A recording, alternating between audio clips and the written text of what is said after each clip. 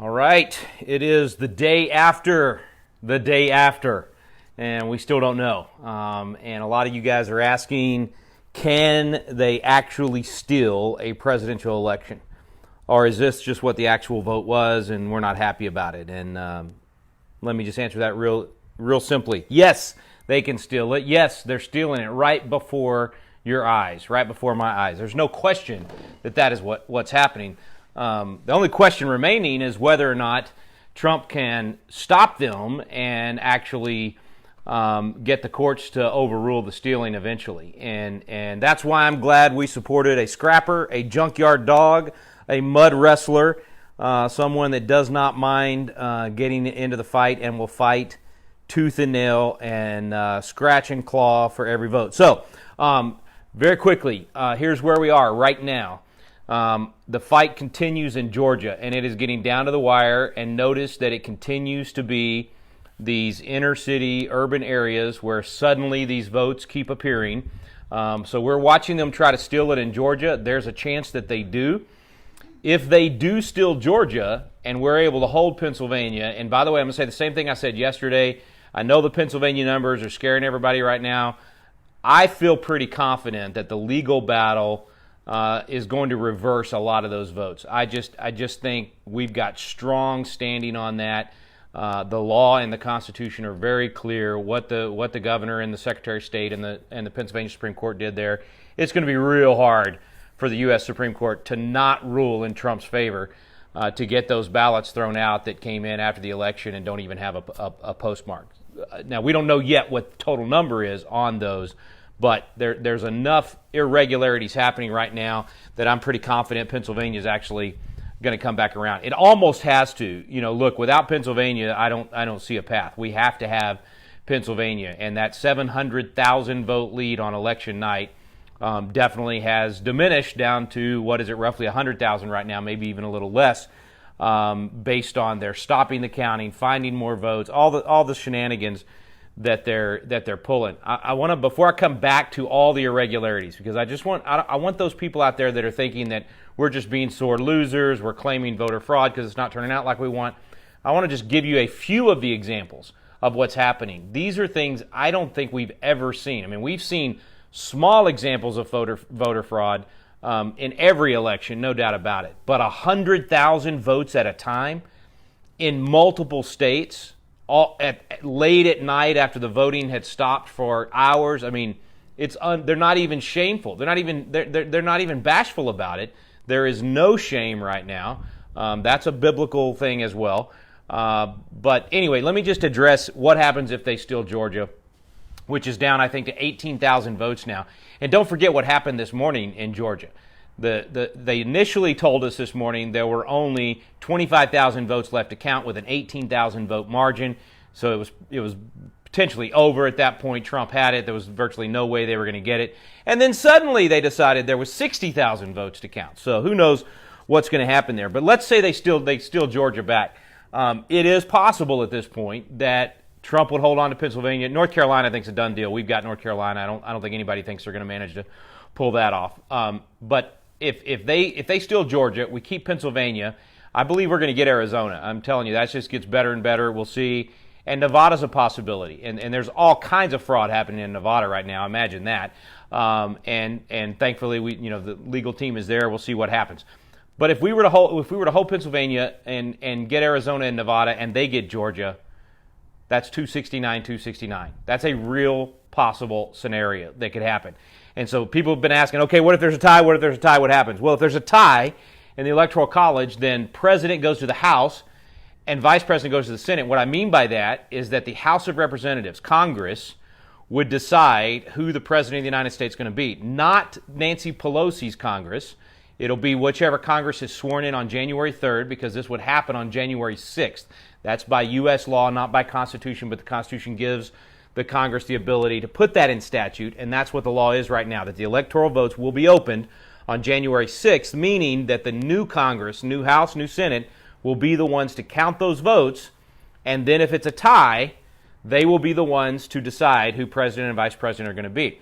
Now, that doesn't mean, a lot of people say, well, the Democrats have the majority in the House, so that means they pick president. No, wrong. It goes by state, and so it depends on which party has the most states. That will determine who the president will be. And right now, Republicans have 26 of the states. If it was the old Congress, under what so far everybody pretty much agrees, it's statistically impossible for Democrats to pick up a state at this point. What I mean by that when I say a state, for instance, in Utah. Well, no, let's use Nebraska. There's 3 congressmen in Nebraska. All 3 are Republicans. Okay, if it was 2-1, then the 2 Republicans would outvote the 1 Democrat, and Nebraska would cast its 1 vote for Donald Trump. Okay, and so that's what's going to happen across the country. There are 26 congressional delegations. That's the right terminology. So there are 26 congressional delegations that are Republican majority under the current vote. After the November elections, assuming everything breaks out like everybody thinks, Republicans will hold at least 26 and potentially as many as 29. So there is no way the Democrats will have the House if there is a tie of 269-269, if Georgia goes to Biden and Arizona and Nevada go to Trump and Pennsylvania stays with Trump, and there's a tie 269-269, then Donald Trump will be president, and the Senate will choose vice president, and right now that looks like at best is going to be 51-49, and so Mike Pence would be the vice president. Wouldn't that be interesting, though, if somehow they managed to get the Senate and Kamala Harris was Donald Trump's vice president? We would definitely have the Truman Show. We would all watch the reality show that would be Donald Trump and Kamala Harris as the president and vice president of the United States. I'm not saying I want that to happen, but there's a part of me that wants that to happen just for the fun. Anyway. It's what? It is. It's 2020. Would that not be the perfect 2020 outcome? Oh, why did I even throw that nightmare out into the universe for people to ponder? Lord, that was not a prayer. Please do not answer it. Okay. Anyway, I know some of you are out there going, how can Rick be laughing and smiling right now? We're about to lose the whole country. Listen, I've had my crying time too, okay? I think our joy comes from the Lord. We got to have joy in every situation. And even if we are the children of Israel being marched off to Babylon or marched off to captivity for 70 years, we still know that He has good plans for us, plans to prosper us and bless us. So I think we should be able to have joy in all those circumstances. But I don't laugh or have that joy in any way to diminish the seriousness of what's happening. We are watching a presidential election be stolen right before our eyes. Now, here's the good part of that. I know some people are going, how can Rick think there's good news out of that? Well, my wife and I were just talking inside about this. Think about what's happening right now. We are proving, you're seeing it right before your eyes, how far the other side is willing to go. And here's the thing, folks. They do this every year. Every election we have in these urban areas, in these inner cities, stuffing of ballots and stealing of elections, and everybody just kind of says, well, that's just part of the deal. We can't do anything about it. Donald Trump's saying, no, enough is enough. And I think all of us out there that are patriots have to say, enough is enough. These leftist Secretary of States that George Soros got elected, these county officials, we've got to put a stop to this. And so I think if nothing else comes out of this, there's more of a wake-up call than ever.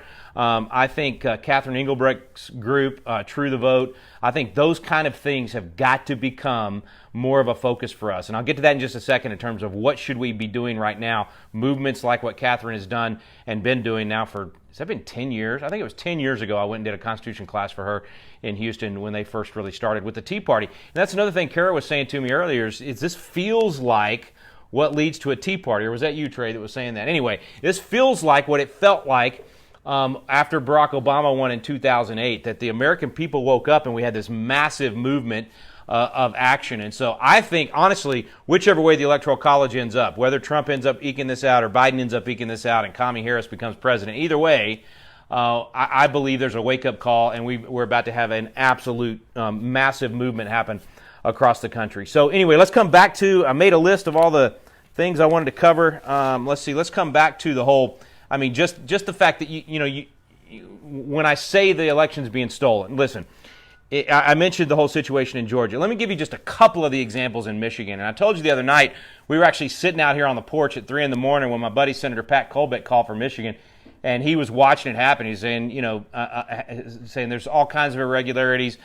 He's a former senator there. He knows how this should operate. He knows what they're doing right now to steal it. And it was right after we got off the phone. In fact, when we were on the phone, that truck showed up with that last ballot box, and he thought at the time they were saying 38,000. It turned out to be 138,000. But I want you to just comprehend for a second. Let me read this. 138,339 votes for Joe Biden and none for Donald Trump in one dump. That's impossible, folks. Statistically impossible, historically impossible. But it didn't just happen in Michigan. Same thing happened in Wisconsin. Same thing happened with the Milwaukee box. And the same thing is happening on smaller levels in Atlanta and in other places across the country. That is absolute voter fraud. You know it is. And the other piece of evidence on that they will prove when these lawsuits come out is how many of these ballots, the tens of thousands of ballots that are voting for Joe Biden and not voting for the U.S. Senate candidate, that what we call an undervote there. It doesn't happen to the level that they are seeing in these states. It's another irregularity is what they're calling it. It's called voter fraud, but right now they have to call it irregularity. That one county in Michigan, Trump won it by 30 points in 2016, and Biden is supposedly winning it by 29 points in 2020. Impossible. A 60 or 59 point swing doesn't happen. Absolutely impossible. And then another one out of Michigan. If you haven't seen the video of James O'Keefe and what do they call their group? Veritas? Project Veritas. The video of the post office worker testifying about the fact that their boss was telling them to literally separate out the ballots that were in the boxes and stamp them with the day before. Fraud, literally lying about when that piece of mail was processed by the post office so that it could be counted. I mean, that kind of stuff is going to come out in the lawsuits. So anybody that says to you, Donald Trump's a sore loser, so he's trying to take it to the courts, don't forget Joe Biden had 600 lawyers already in place, ready to litigate this thing, no matter how big of a margin Trump might have won by. This is unfortunately the world we live in. If people are going to cheat, you have to be. What happens if somebody cheats on you in your business, right? You have a contract with someone and they absolutely break the contract, steal from you, whatever it might be. Are you going to sue them? Are you going to go after them? Are you going to go to court and try to save your family's finances or whatever it might have been? Of course you are. That's exactly what Donald Trump's doing, and I thank God for it. I think that's what we need, and he's got a great legal team that's doing that. Yeah, in Milwaukee, I forgot there were, there's Milwaukee wards right now that are reporting more votes than voters. I mean, come on, people. These are the obvious things. There was a whole nother list. I didn't bring the whole thing. I don't want to bore you with it. I mean, example after example after example. I'm most worried about that stuff. I expected it to come out of Atlanta and obviously Philly. I mean, that's what they've been banking on. Democrat operatives have been telling Biden, don't worry, we got you covered. You're going to win by 100,000 votes before it's over.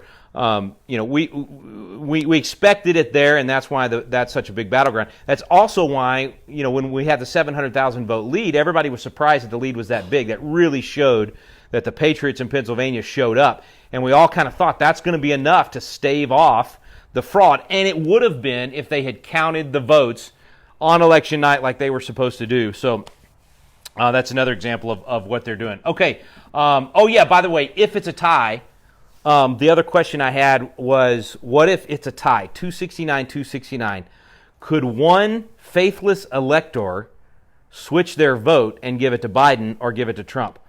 Just so happens the Supreme Court had a case this year, I think it was June or July of this year, where they said that these states that have laws against a faithless elector, and what that means is the Electoral College is what you vote for electors when you vote for president. They're going to meet December 13th or 14th. I forget. It'd be 14th. And when they meet in each state, they meet at the state capitol and they actually cast their vote for the president. Those electors are people that were chosen by the state parties. So in Texas, at our Republican convention, we chose 38. Is it 38? I keep forgetting. Yeah, 38 electors to represent Texas at the Electoral College meeting on December 4th. And the Democrats chose 38 electors to represent Joe Biden, if he won, at the Capitol on December 14th. So what happens if, since Texas went to Donald Trump, that slate from the Republican convention, that's the group that's going to go to the Capitol on December 14th. Well, what happens if one of them decides, gets offered $100,000 to switch their vote, or $1 million, or $100 million, and they switch their vote and they sell their freedom and our freedom down to the swamp? Well, there are 31 or 32 states that have laws against a faithless elector. And 15 of those 31 or 32 actually allow the state to call that person home and replace them, literally to kick them out, and then the party would be able to replace them. And so there was a lawsuit that went all the way to the Supreme Court based on a faithless elector in 2016. And the Supreme Court said, absolutely, you can basically remove that elector if they are voting for someone that wasn't chosen by the people, because they're thwarting the vote of that state by doing so. And so the challenge, though, where that gets muddy, and I know we're ahead of the ball game here, not likely we're going to end up in 269, but it's very, it's possible. It's in the realm of possibility at this point. The challenge is, what about those 18 or 19 states that don't have laws on the books to say what you can do with a faithless elector? This could be the Wild West if it goes there. It could get really, really crazy in late November and December with regard to those electors all over the country, or at least in those 18 states where they can fire them. So just thought that was some interesting trivia for you to know and be aware of as it begins to come out. Let me give you a couple other quick examples. Very likely, as I said, that we can hold Pennsylvania, hold Georgia, hold North Carolina. That means it all comes down to Nevada and Arizona. We only need one of the two. This is if we hold Pennsylvania. All right, if we win the lawsuit in Pennsylvania that's coming, I promise, it's going all the way to the Supreme Court. Should that happen, then it's going to come down to we need either Nevada or Arizona. You've already seen a lot, several of these states stop counting, putting it off till, what's North Carolina, the 12th next week? I think, is it Nevada, or it's Nevada where they stopped counting? And look at all these places where they're kicking out the Republicans. That was another one in Michigan. Trey was showing me a video a few minutes ago of, they're literally in Detroit. Get this, if this doesn't give you cause for concern and make a judge think, maybe these ballots aren't being counted honestly. Every time they would kick out a Republican poll watcher, they're in this counting room today. All the Democrats they're cheering. The people that are counting the votes, the election workers that are supposed to be unbiased, that are counting the votes, are cheering as Republican watchers are kicked out. And right now it's 3-1. I know I had trouble with my sign language there. 3-1 Democrats over Republicans counting those votes in Detroit. So you can bet that the fraud will continue. And when I say fraud, Trey mentioned this earlier, it's not that difficult to quickly cast a vote for the wrong person when this count is happening. And a lot of times some of these ballots come in and they have markings on around the candidates, and you have to literally, what they call in the law, divine the vote, divine the intention of that voter. Fraud can happen very easily in these counts. And it's not, I'm not even worried so much about that as I am them rubber stamping ballots that are literally were created in the last few days after the election. You've already seen now, we've got one of the lawsuits, and I apologize, I can't remember if it's Michigan or Wisconsin, where they purposely mixed in some of the absentee ballots that had not been processed and legitimized with and with some of the other ones, and so now you don't know which ones to throw out, right? So that whole batch ought to be set aside, and that's the kind of thing you have to do. I mean, folks, nobody from our side is saying don't count legitimate, legal votes. We're all saying, of course, do that. What we're saying is don't allow for fraud and don't allow people to vote after Election Day. By law, you're not supposed to vote after Election Day. But this is going to take some serious follow through on the president's part. Let's see. Oh yeah, we mentioned how this is good that it's uncovering all of this fraud. I think it's going to give us the ability to get some of the state laws tightened up. I'm thinking long term here, some of the good things that we can do. Kara had a great example too, and just saying, there's a reason that we don't. The SAT board doesn't allow your kid to take their SAT test. Just mail it in and take it at home and answer it any way they want and grade it any way they want and then send it in and say, here's my grade. I mean, we know what the nature of man is, and that's why we have rules in place for how this system ought to work. They don't allow you to do that with CLEP test either, by the way. Okay, let's... The example would be there's 3.7 million seniors. If you sent every senior a paper SAT ballot or SAT, just like they sent every Right. voter, and then you let all those seniors do that at home and then mail them in. Think of how that dilutes your kids' chances of getting into a college. Oh yeah, no, that's a great point. Think about it. The SAT board sent every high school senior, 3.7 million of them, sent every one of them the SAT to take at home and then mail it in.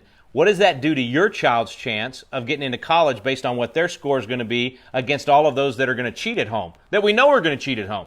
And so you've diluted the whole pool. You've really messed up the whole pool, and that's what's happening right now. Is they're poisoning the well, and you know that's why Trump was talking about this 2 months ago, because we saw this coming.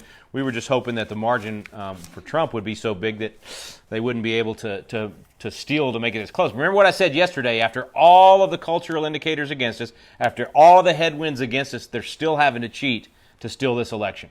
Just think about that. They're still having to cheat to win, even though they control the pulpit now in America, they control entertainment, they control media, they control education, they control these corporate boards and billions of dollars. Even with all that, half the country's still with us. And so that means we have something from with which to build. We don't have to start from scratch. We don't have to start with this little remnant of 5% of the country and try to build that back to take the country back or push the country in the right direction. Half the country is with us. I mean, this could not have been a more clear choice. Half the country understood what's at stake right now, and that's what we're building from. And that's the movement, really, that we have to be thinking about, regardless of whether President Trump's at the front of that movement from the White House, or maybe, as Glenn Beck said last night, he might go start his own network and compete with Fox since they blew it so bad. I would love to see him, basically do the 1776 Commission from outside the White House. Let's just make that the movement across the country, that we're going to restore those 1776 values. But regardless of where Trump ends up on this and who the president is, the movement is going to explode. I truly believe that. Americans are awake right now, and there's so many things we can do. And that's, so I think I led with, can they steal the election? Absolutely, yes, they can steal the election. It's happening before our eyes. Whether they succeed or not, we're going to find out. What can we do about it, or what should we be doing at this point? And again, like I said yesterday, I don't think our marching orders have changed, but I think we have to think about the harder work, right? It's kind of easy to get behind a candidate, and I don't mean to diss on all the hard work that we've done over the last few months. It's almost easy to jump in the truck and hang your Trump flag back there and drive down the road and honk. I'm glad people did it. It showed enthusiasm. It showed some courage, all right? But we're going to have to do more than that, all right? We're going to have to pull up at home. We're going to have to get out. We're going to have to go inside. We're going to have to break open the Constitution, break open the Bible, break open, whatever it is we're reading and studying. We're going to have to become students of freedom. We're going to have to do the hard work now. We got to study, and then we've got to become teachers, every single one of us. We've got to become coaches. Trey, you didn't watch yesterday, but I used a UFC fighter as my example. Trey will love this since he's the big UFC instigator in our family, got us all watching it. But just like these guys like Justin Gagey said, I had to lose to get better. I had to lose to get myself to think strategically and do the hard work and get even better coaches, right? Get people that are going to make us better. I'm challenging you to be a citizen that does that. Start thinking about who you can get to coach you to be a better citizen, and then how you can become a coach to help other citizens in your community. That's why we do Constitution Coach. ConstitutionCoach.com is the website. There's some big fights that are going to start in January to save our country. One of the most important ones is Convention of States. The movement for Convention of States should absolutely exponentially grow at this point. If Kamala Harris and that old guy she's going to be dragging around actually end up in the White House, let me tell you something. You should be on board the Convention of States bandwagon overnight if you weren't already. It's going to be vital for our state legislatures. Remember how important it is that we held those state legislatures across the country. Do you realize the Democrats did not flip one chamber in America? Think about that for a moment. They spent hundreds of millions of dollars. They spent over $1 million in per race in a couple of state rep races right here in Texas. They spent so much money hoping to flip those state legislative chambers so that they could control redistricting. They didn't flip one. Looks like the Arizona Senate's going to hold as well. We flipped, I think it was 3 or 4 chambers and then one full state in New Hampshire. So listen, our chances now of getting a Convention of States and having our people at that Convention of States rebuilding the structures, putting the court back in its proper place, all of the things that need to happen to restore our Constitution. That's where the movement's going to go next year. And so we need to get educated on the Constitution, how it works, how federalism works, how our country should be working, so that as that movement grows, we as citizens are right at the forefront of that. So I think that's going to be a really, really positive outcome of what's happening right now. Yeah, let's see. Thinking about the long haul and doing the hard work. And again, I'm not saying you didn't work hard in this election. I know you did. I know a lot of people did more than they've ever done in an election. And all I'm saying is that's just the beginning. We've got to work even harder. Last night I really enjoyed, stopped off at one of our Constitutional Live classes in Wimberley, Texas, that Juna Brown is holding. And, you know, she had 5 or 6, 7 ladies in there doing this class and just sitting there and listening to them and listening to their questions. And they told me, you know, they weren't even paying attention years ago. None of this stuff was even on the radar for them. And now they're coming out once a week to sit down and watch these videos and study the Constitution. Multiply that by millions. There are millions of Americans that have awakened. The movement is alive. And so the things that we need to be doing right now are really focusing on how to educate and equip the people around us. There's so many people that want to know what to do, and they have no clue. They've never been involved before, and you have the answers. ConstitutionCoach.com is the website. Hey, by the way, before I wrap it up, check out my new shirt. I love this. This is one of my Defender gear shirts. Sons of Liberty on the front. Trey, read that again for me. What's it say? I don't have my glasses on. Mom, can you read it? Righteousness. Oh, righteousness. Yeah. Oh, y'all are terrible. Reagan, would you come over here and read this for me so I can... Against all tyrants and enemies. What's the top say? Righteous indignation. Righteous indignation against all forms of tyranny. You got to love it. All right, defender-gear.com is the website where you can get all these cool shirts. This is a Defender Gear hat. And if you would like to have a link to get there, I'm going to send it to you right now. They've got some really, really cool stuff. And here's what I like about Defender Gear.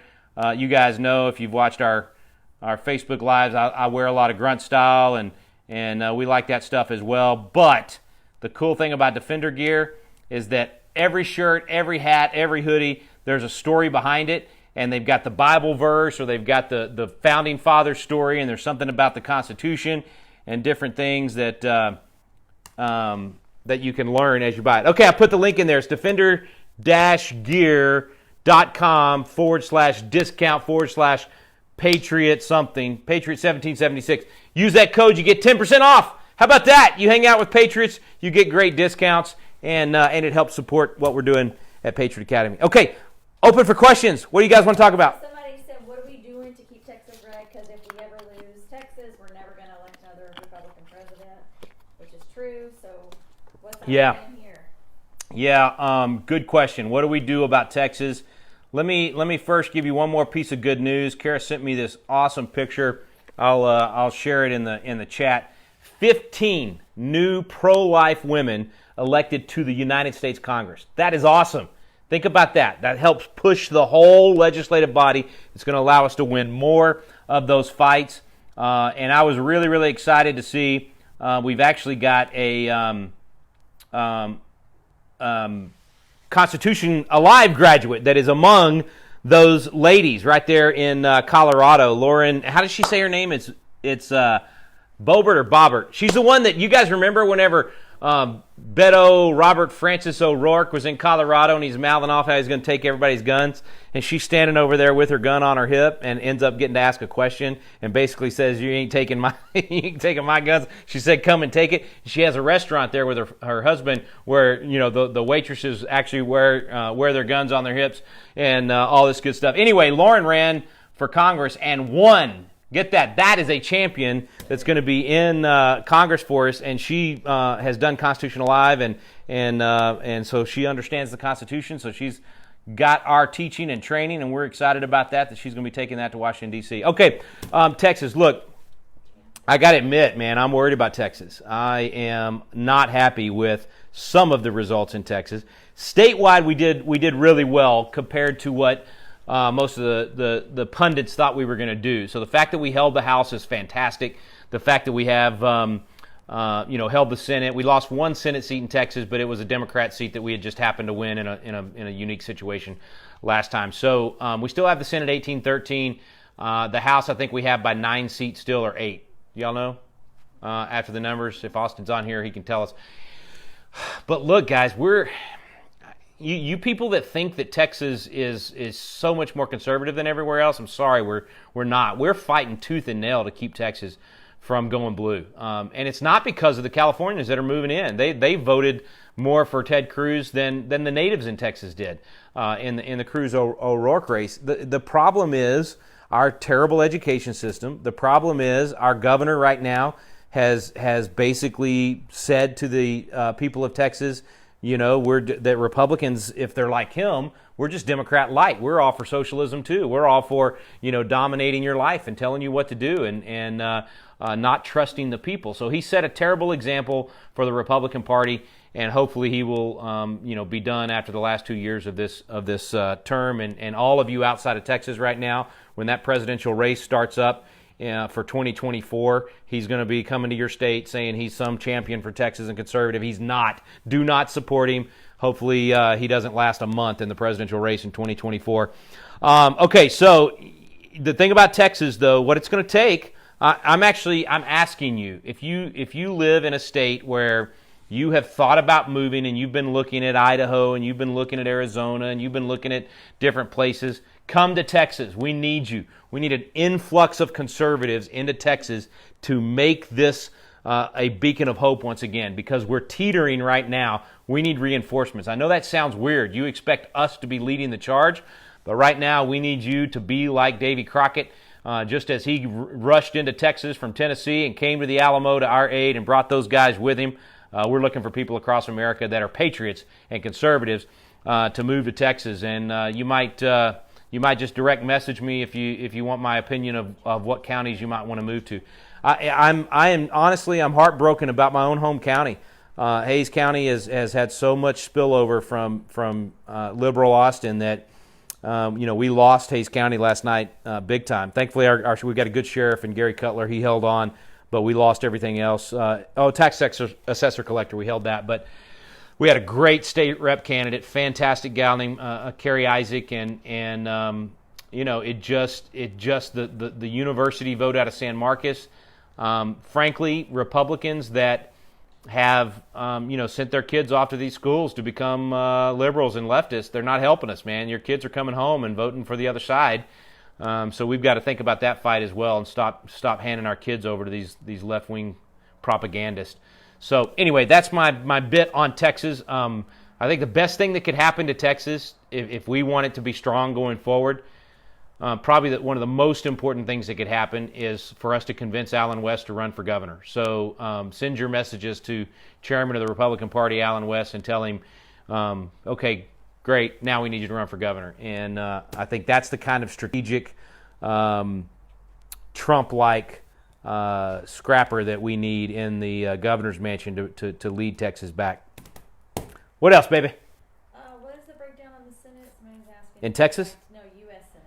U.S. Senate, it could stay 52-48. I mean, it could be 52-48 if we can win that Michigan seat. I know they've called it for the Democrat right now, but there's going to be lawsuits out of Michigan. It's the odds are against us that we'll get that one back. He would have been great. So it could be 51-49. They're now saying Georgia might end up being closed. I don't think so. I think those 2 seats in Georgia are going to stay. One of them was a flip to Republican, and the other one is going to be a runoff, and is going to go Republican. Leffler will end up winning that now. Probably going to be $1 billion spent on that runoff before it's over. But so I think 51-49 is probably where we're going to end up. Again, still lawsuits and votes being counted out there. Okay. My daughter went to a Christian university and she came back thinking that socialism and big government is the way. Well, read that. Tell me that again. My daughter went to a Christian university and now thinks socialism and big government is the way. That's a Christian university. Breaks my heart. Kara said somebody put in the chat there, that their daughter went to a Christian university. I'd love to know which university it was. Went to a Christian university, and remember, a lot of universities have Christian in the name, like like TCU, Texas Christian University. No, I mean, even when you get a tour at TCU, they'll tell you the C in TCU can be a big C or a little c. It depends on what you want. In other words, the faith is not important to them anymore. But she went to a Christian university. She came home a what? A socialist? How'd she do? Socialism and big government is the way. Believing socialism and big government is the way. Folks, that's why we're dealing with what we're dealing with. So the great thing about this great divide in America, this blue wave hitting this red wave, this crash is happening. The great thing is, it's not a mystery. We know exactly what the inputs are that produced these outputs. Civic ignorance and allowing our schools to indoctrinate our children with leftist Marxist philosophy. No matter how pretty they made it, no matter how well they packaged it, they've done it in entertainment, they've done it in our education system, all those things we talked about earlier. So we know what they're doing to get your children coming home as socialists. Well, if we know what they're doing, then how about we stop supporting it? How about we stop sending our own kids to any education system? And I'm talking either third grade or college. We stop sending our kids into any education system that allows critical race theory to be taught, that teaches anything that's anti-American, and all of these things that we know are destroying the country. We stop sending our own family there and our own dollars there, but then we also lobby our state legislatures. And if a few of these conservative states will cut off these universities and say no more, either you get rid of critical race theory, you prove to us through an audit that your campus is not teaching this anti-American nonsense anywhere, or we're not giving you any more money. I mean, that is the kind of strong stances we need to take, and create more competition. We got to get school choice in every one of these states. Those are the answers to those big shifts in what's happening right now. And then send your kids to our program. We're working right now on developing a 2-year program where young people, 18 to 25 years old, can come spend 2 years with us. They're going to get good, solid biblical worldview, good grounding in their philosophy. They're going to understand what makes a good society. They're going to understand John Locke and Montesquieu, and they're going to understand what the founders were thinking. They're going to get inside the heads of the ones that created America and understand what that formula is. And they're going to learn how to lead. They're going to learn how to communicate effectively. They're going to learn how to go into business or entertainment or education or the pulpit or whatever it might be and be the champions of the next generation. So we're literally going to be teaching the Navy SEALs of thought, the tip of the spear, and equipping them to go out and be the leaders of the next generation. That's what it's going to take. It's going to be a 2-year program. You want your kids to be a part of that program, and you want to support it financially. I'm not kidding. I want you to start thinking about setting aside a 1 to 5% of your income that you will donate to this type of program in order to ensure that there are leaders being raised up for the next generation. I know that sounds like a big commitment, but what's your freedom worth? And what other program do you know in the entire nation right now that has been as effective as Patriot Academy's been over the last 20 years? And that if we do this type of program where we have our students for not 1 week, but for 2 years, and we're plugging them in to serve with state legislators, and we're getting them into all of these different arenas, there's no program like it in America. There's nothing that comes close to what we're about to do. And so I'm asking you. So you start praying about it. You start thinking about it. I'm going to be asking asking you to start making some big commitments to be a part of that. Those are the types of cultural changes that have to take place. And then think about our entertainment choices and who we support in that realm. What subscriptions do we have? I think the most important subscription you could have right now is Daily Wire. Those guys are at the tip of the spear. They're the front line right now. Every one of those programs, Andrew Klavan, Michael Knowles, Ben Shapiro, Jeremy Boring, who am I missing? Matt Walsh. Those guys are at the tip of the spear. It's the most thought-provoking. They are the Rush Limbaughs of the next generation, and they've got massive audiences already and young audiences. I mean, that's one of the things that's so great about what they're doing. And they just added Candace Owens. I mean, Candace Owens is part of Daily Wire now. Did you see that on election night? That's huge. That's a big deal. I heard Jeremy talking about they're going to be moving into entertainment, making movies and fiction, and I mean just a lot of great stuff. So anyway, I really do encourage you, become a Daily Wire subscriber.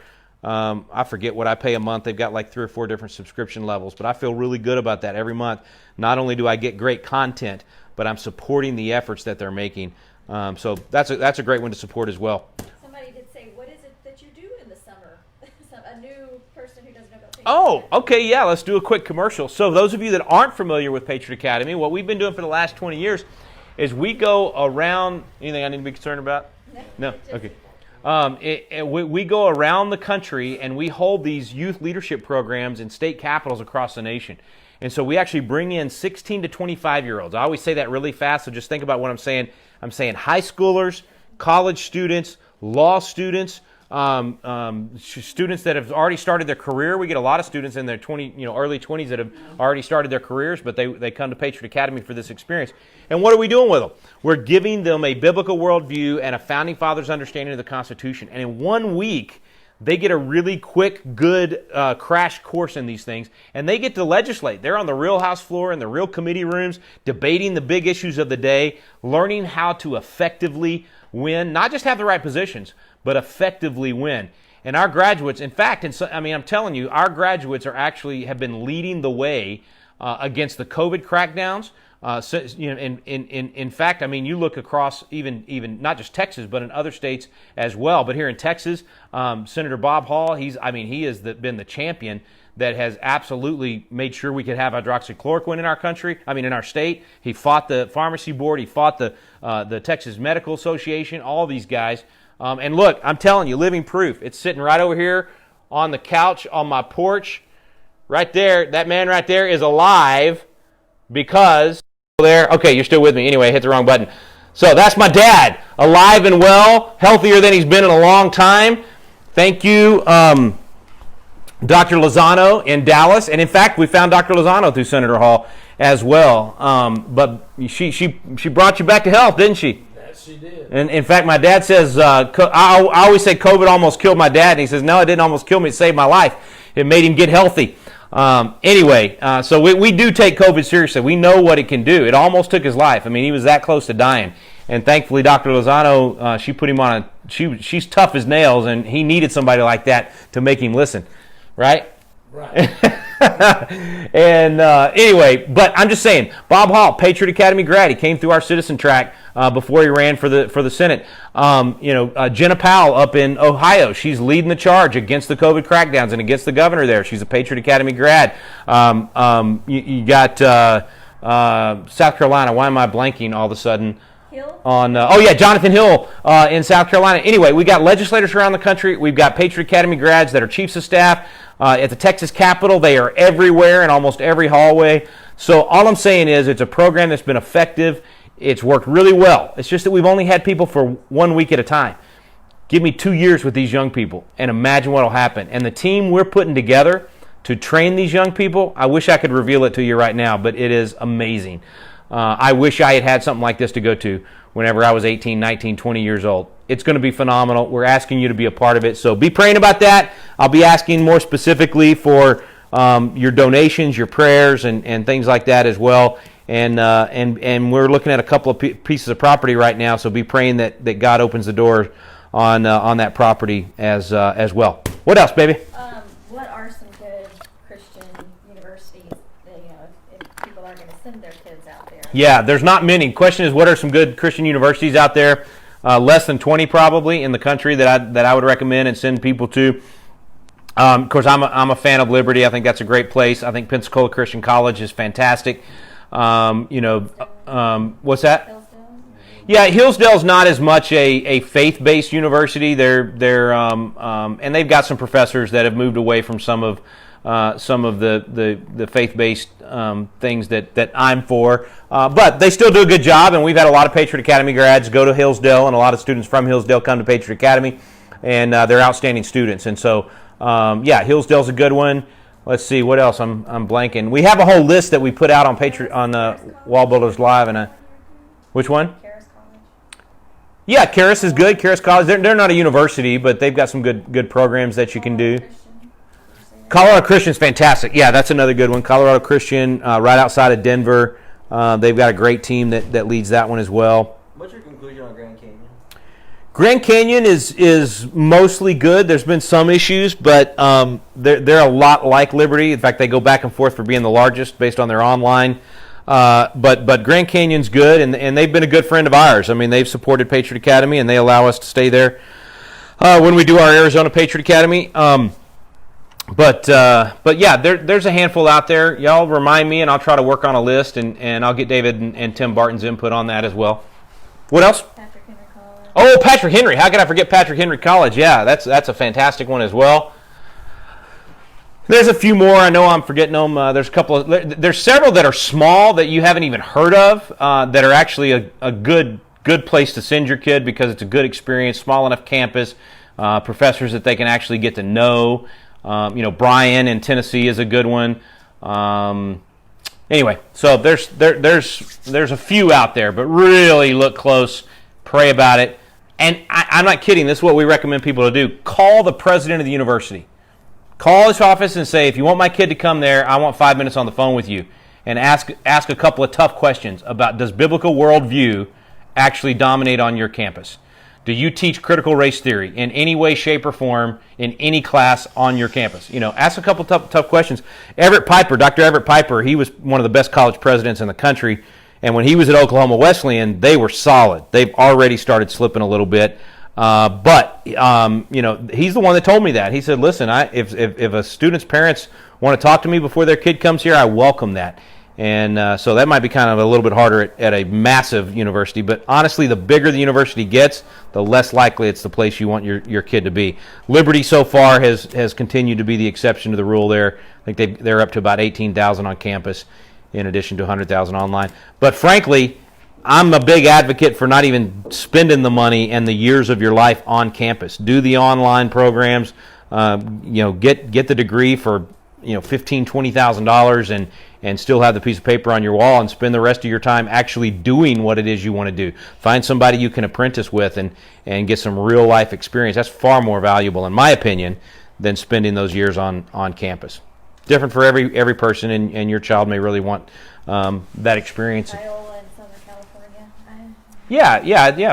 Biola's good, and they're going to have a good film school because we've got some friends that are really helping them grow that. What else? Important question from a couple of people have been, for them in Pennsylvania right now, what can they be doing?